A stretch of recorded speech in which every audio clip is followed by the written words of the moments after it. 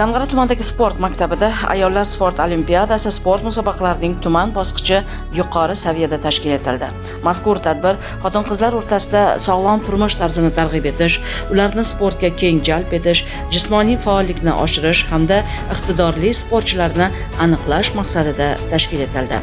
Musobaqalar yugurish, shaxmat shashka va stol tennisi sport turlari bo'yicha tashkil etildi.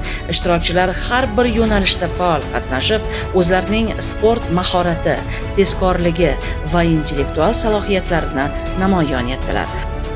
So'zga chiqqanlar mamlakatimizda xotin-qizlarni qo'llab-quvvatlash, ular uchun munosib shart-sharoitlarni yaratish va sport sohasidagi imkoniyatlarni kengaytirish borasida amalga oshirilayotgan ishlarga alohida to'xtaldilar.